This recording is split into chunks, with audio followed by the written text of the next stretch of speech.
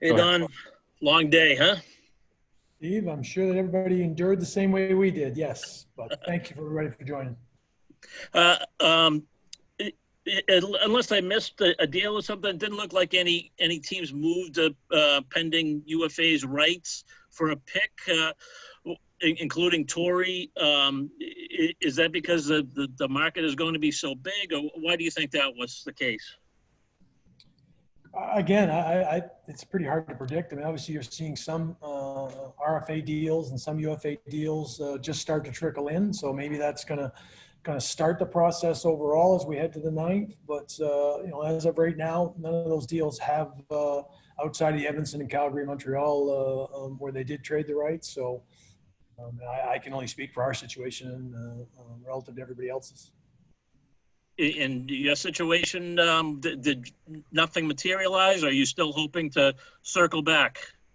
Well, you're always hoping to, if you decide to move on and the player moves on, that maybe that exists. But as of right now, it hasn't presented itself. Thank you, Steve. We'll go next to Matt Porter. Go ahead, Matt. Don, how'd you find the kid in the 5th round? Excuse me? I said, how did you come across that kid in the 5th round?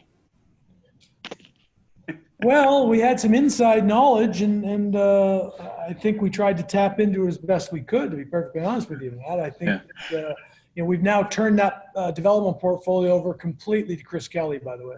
Oh, is that right? Okay.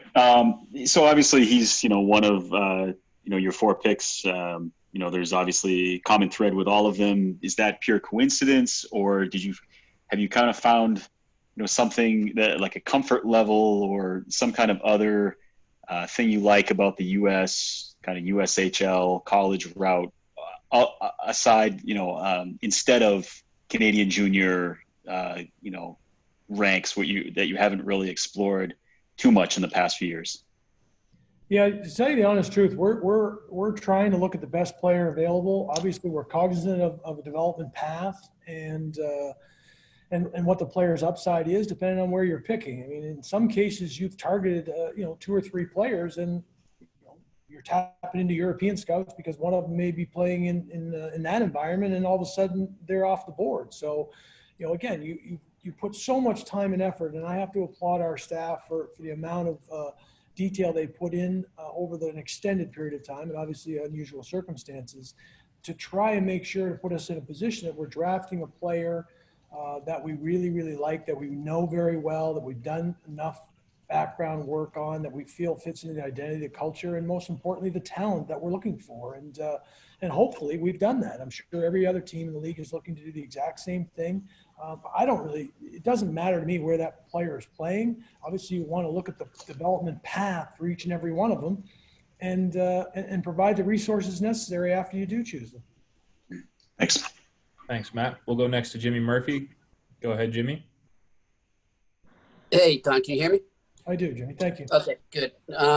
Just sort of follow up on Matt's question there.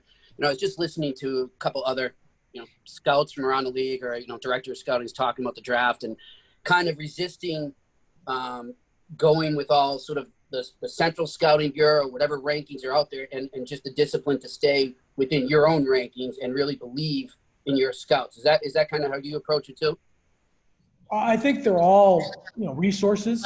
Obviously, central scouting and different groups that put together mock draft lists and do exhaustive,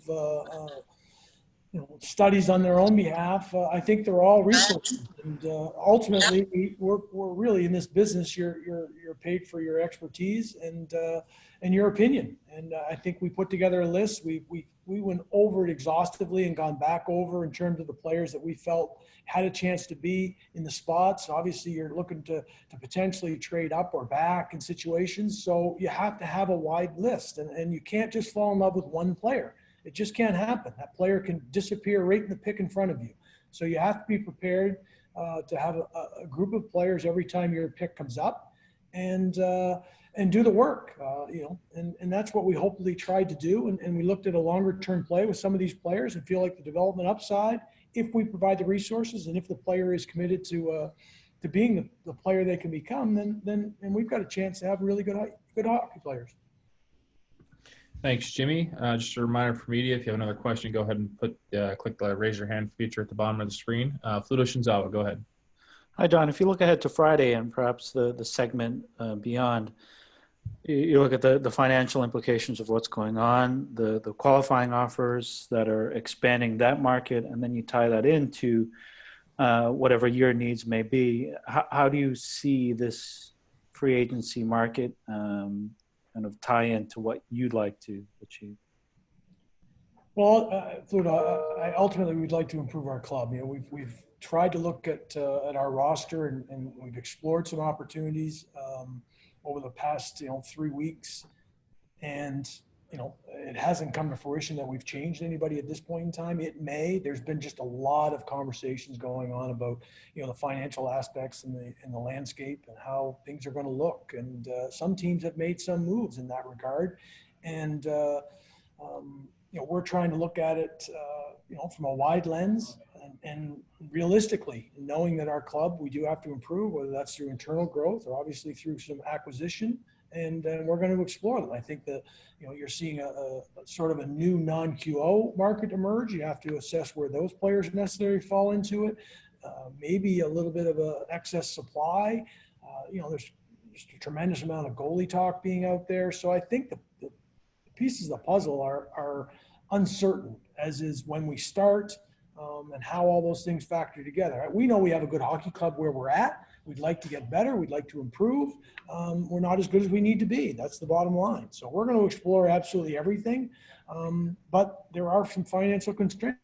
I think our club and our cap situation is pretty good right now. But you can tip that upside down in a hurry. So we have to understand what that looks like going forward, both this year and moving forward. And I think we've done a decent job, and I'd like to improve our club.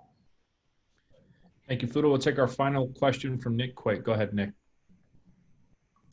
Thanks, Brandon. Hey, thanks, Don, for taking the time at the end of a long day here. Just wanted to ask you, so now on your roster, you've got a player from Weymouth, you've got a player from Walpole, and now you draft a kid from Woburn.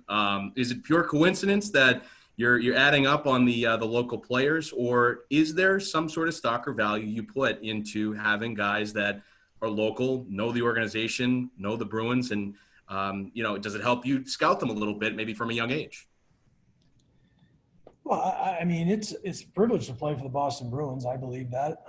I believe that as a player. I believe it as a manager. And I think some players are wired to want to play here in their home environment. And you referenced with Charlie Coyle and Chris Wagner are two players. And you talked to Chris about the pride he has, and Charlie as well. They both started other places. So, there's plenty of opportunity around the league to guys to go out and play. And you see other players that don't find it comfortable to play here. In Riley Duran's case, we like the player. We like the path that he has. We like the competitiveness. He's played two positions. He's playing center right now. We think he can also play the wing, which he played an awful lot like. And he has growth and opportunity in his game that we covet.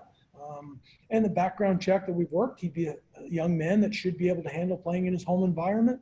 We had the opportunity to sign Matt Philippe, this summer, and in similar way, trying to check the boxes. Matt Grzelcyk's another young player that, grew up through here and is not afraid of playing in his home environment in front of his families. Not every player is predisposed to be able to handle that.